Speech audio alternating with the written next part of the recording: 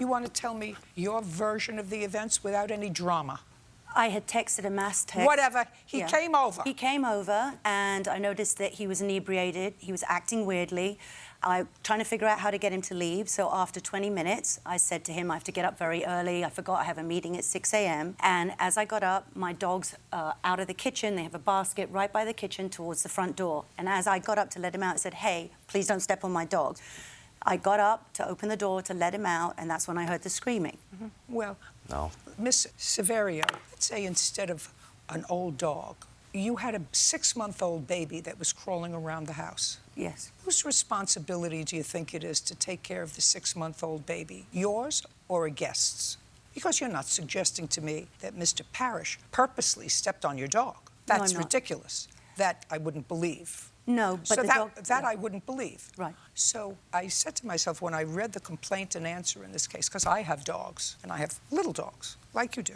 And I know that sometimes, you know, that they get excited when people come in and, you know, they scurry around. And I know that it's my responsibility to bend down and pick up my dog if, you know, they're getting under somebody's feet so that my dog doesn't get hurt the same way I would do with one of my babies that were crawling around or a grandchild that were crawling around. And I had people over, and I was concerned that, as you seem to be concerned, because do I believe you? I don't know, that you said, please don't step on my dog. I have 3 dogs. I've had dogs for the last 60 years, little ones. I never remember saying to guests in my house, and I have had guests in my house, you know. Well, I he have stood 5 up children, and he was I have acting 13 erratically. grandchildren. They have friends. I've never used that phrase, please don't step on my dog. Okay.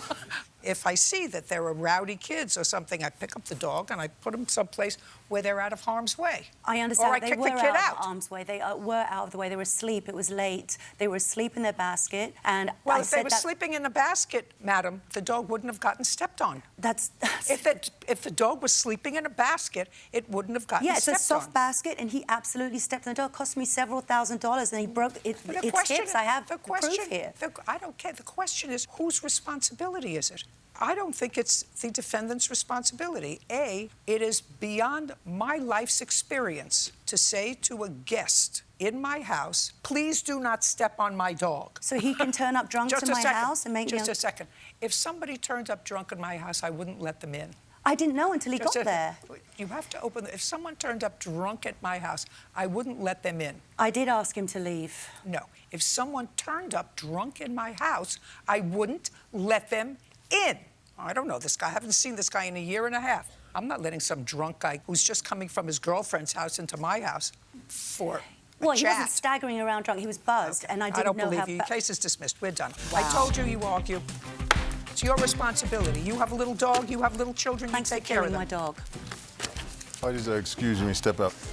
He turned up buzzed, and he stepped on my dog, crushed his body. It was an accident. I actually have a text that night from her where she stated it was, in fact, an accident. He didn't even offer any help. There's not one text of him responding, offering... Where's the empathy? And then she went downhill immediately. You just kill my dog, and that's it? Accusing me of being a terrible person. And I had to put him down after 21 days. I wouldn't have minded if he just said sorry or offered to drive me to the vet. Not apologizing, which is completely false. I have to take Valium every night to get the screams of my dog out of my face. And I have the text to prove all of that. So I don't care that I lost. I don't care what she says. I care that I look you in the eye and you see that you caused me pain. And she wants to paint me as a bad person. And you didn't even apologize. I sent you video of the dog crying. I'm absolutely sorry it happened. And you didn't even apologize. What kind of human are you?